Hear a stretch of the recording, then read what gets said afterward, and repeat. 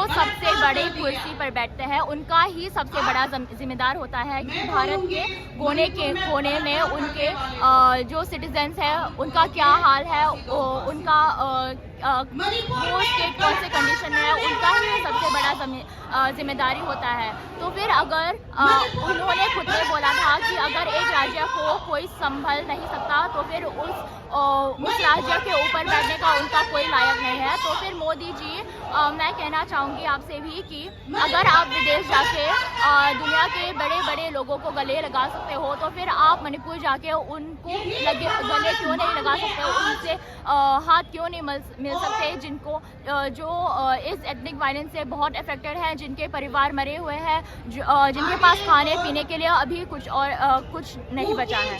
आज जब बीरेन सिंह जी हमारा जो सीएम है मणिपुर का, जब वो भी पर्सनल नफरत की वजह से कम्युनल लाइन से हमारे ऊपर ऐसा कुछ जो घटना घटा है, हमारे ऊपर ये हमला हो रहा है, उनका ही सपोर्ट की वजह से है। जब वो कर रहे हैं तो फिर सेंट्रल भी चुप क्यों है या भारत का सरकार चुप क्यों है, इसे रोकने के लिए कुछ क्यों नहीं करें। अगर प्रधानमंत्री उनके ऊपर उन गुनहगारों के ऊपर जो सजा देना चाहिए उनको अगर वो दे दे तो फिर पता नहीं, शायद एक नया उम्मीद भी आ सकता।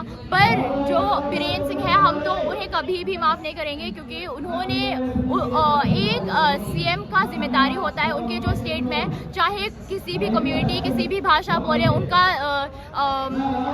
चिंताओं का रिस्पॉन्सिबिलिटी उठाना चाहिए, उन्हें जिम्मेदारी उठाना चाहिए। पर अभी जो हो रहा है वो सिर्फ अपने कम्युनिटी के साइड ले रहा है, दूसरे कम्युनिटी का तो कोई चिंता है भी नहीं उनको। होम मिनिस्टर भी गया था पर उनके वहाँ होने के बावजूद फायरिंग अटैक्स ऐसा कुछ बंद नहीं हुआ।